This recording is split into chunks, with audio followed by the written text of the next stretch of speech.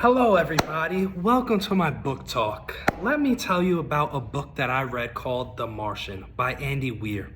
This book was so good and so interesting. It's about a man named Mark Watney who gets stranded on Mars after him and his man crew go to Mars, and 6 days in, a bad storm hits. It's so bad you wouldn't even believe it.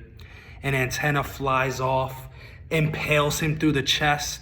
Mark Watney wakes up the next day covered in blood and dust. His biometric scanner's destroyed, so the rest of his crew thinks he's dead. It's everything that goes wrong that you could imagine.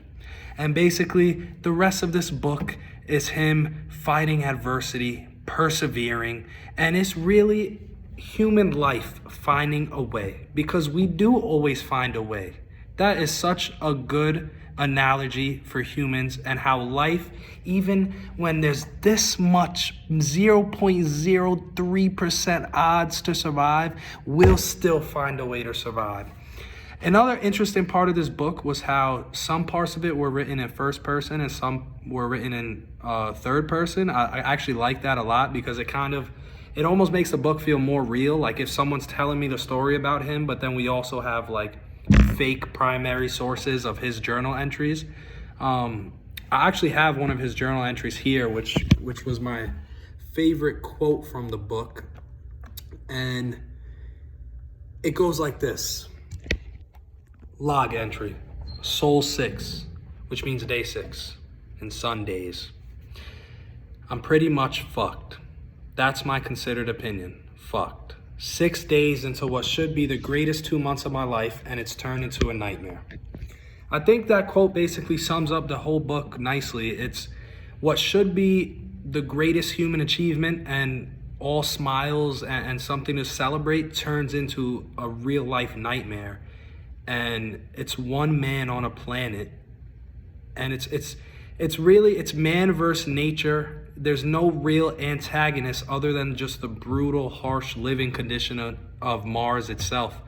Another cool aspect of the book that I thought was the dichotomy of Mark alone on Mars and then everyone else, all other 7 billion people in the world together on Earth.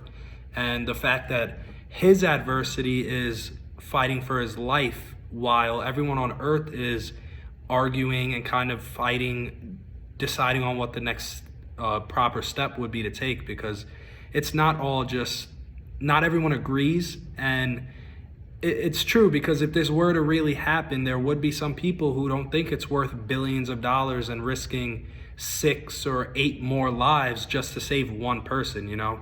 And there are people who would have the mindset that he agreed to put himself in that situation and he knew the risk when he went on the mission.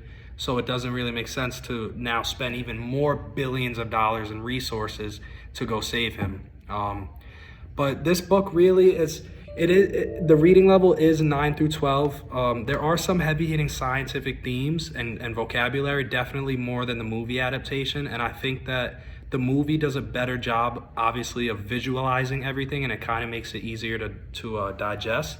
But for the most part, as long as you use Google or you have a teacher, if you're reading it as a class, who is willing to go over vocabulary with you and everything, it's an easy to digest book if you get past the scientific content of it. And I think if you're into science, if you're into any type of sci-fi adventure, this book's really, really cool. It's awesome seeing how every single problem he finds a way, he MacGyvers his way to the solution. It's never clear, it's never easy, but he does a good job of just, finding a way to live. And I think it's really indicative of humans and life's will to always live and always find a way.